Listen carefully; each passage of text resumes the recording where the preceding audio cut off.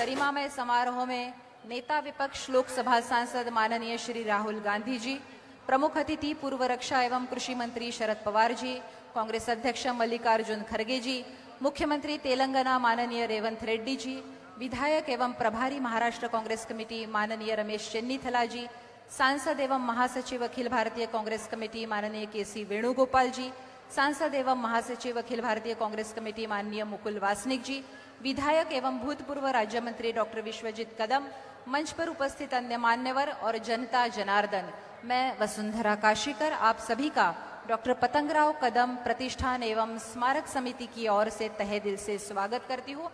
हमें मालूम है कि भारतीय संस्कृति के ऊपर भाष्य करने वाले 20वीं सदी के सबसे महान प्रवक्ता डॉक्टर सर्वपल्ली राधाकृष्णन, इनका जन्म दिवस हम 5 सितंबर शिक्षक दिन के रूप में मनाते हैं।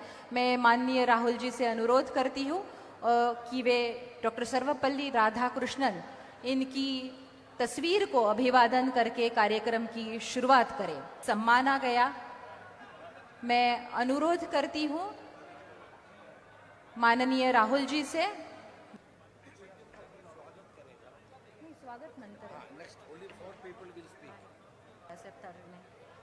ये नहीं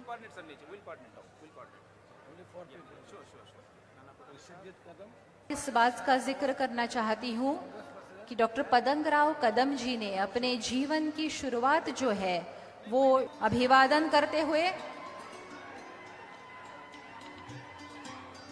रविंद्रनाथ टैगोर जी के शिष्य थे डॉक्टर सर्वपल्ली राधाकृष्णन। पुष्प अर्पण कर अभिवादन किया है। बीजेपी के लोग कहते थे, इनके नेताओं के बयान हर रोज आते थे कि जाति जनगणना नहीं होना चाहिए। हमने दबाव डाला और कुछ दिन पहले कंफ्यूजन में आरएसएस कहती है कि हां, जाति जनगणना जरूरी है। अगर आप आज कह रहे हो कि जाति जनगणना जरूरी है, तो पिछले 6 महीने में आप क्या कह रहे थे? मैं आपको बता रहा हूं, पार्लियामेंट में हमने कहा है, पार्लियामेंट के फ्लोर में, लोकसभा में मैंने कहा है, कुछ भी हो जाए जाति जनगणना करवाएगी कांग्रेस पार्टी, करवाएगी, हमारा गठबंधन करवाएगा। क्योंकि हम जानना चाहते हैं, हम देश की सच्चाई समझना चाहते हैं। इस देश के धन का फायदा किसको हो रहा है,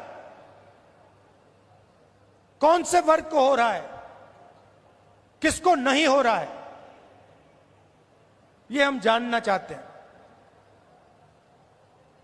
और ये हम काम करवा के दिखाएंगे। भाइयों और बहनों, आज हमने कदम जी की मूर्ति का उद्घाटन किया और जब मैं वहां था, मैं सोच रहा था कि कदम जी ने 60 साल आपके साथ काम किया,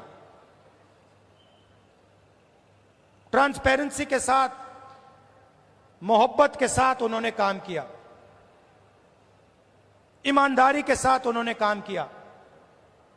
60 साल में उन्होंने आपसे कभी माफी नहीं मांगी। क्यों नहीं मांगी? क्योंकि जरूरत नहीं पड़ी। यह सच्चाई है। माफी वही मांगता है जो गलत काम करता है। जिसने गलती ही नहीं की, उसको माफी किस चीज की मांगनी है? यहां कुछ ही दिन पहले शिवाजी महाराज की मूर्ति बनाई गई और मैंने अखबार में पढ़ा कि प्रधानमंत्री ने कहा, मैं शिवाजी महाराज से माफी मांगता हूं। अब मैं ये समझना चाहता हूं, प्रधानमंत्री जी ने किस कारण माफी मांगी? अलग अलग कारण हो सकते हैं।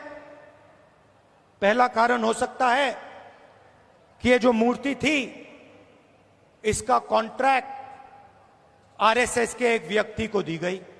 पहला कारण यह हो सकता है। शायद प्रधानमंत्री जी कह रहे हैं कि नहीं, मैंने गलती की, मुझे ये कॉन्ट्रैक्ट आरएसएस के व्यक्ति को नहीं देनी थी, ये मुझे कॉन्ट्रैक्ट मेरिट पे देना था। शायद वो गलती हो सकती है।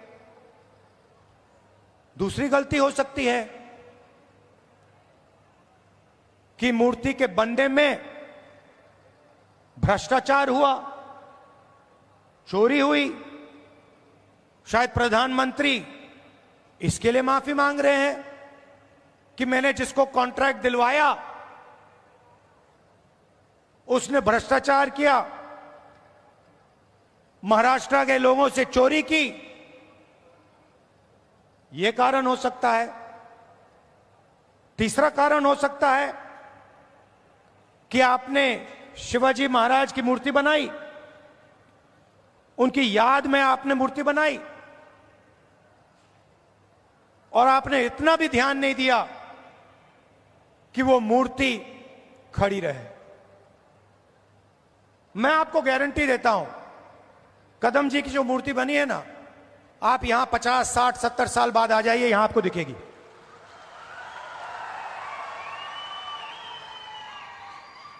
और शायद सबसे बड़े महापुरुष शिवाजी महाराज जी की मूर्ति बनती है और कुछ ही दिनों में भ्रष्टाचार के कारण, गलत व्यक्ति को कॉन्ट्रैक्ट देने के कारण वो मूर्ति गिर जाती है।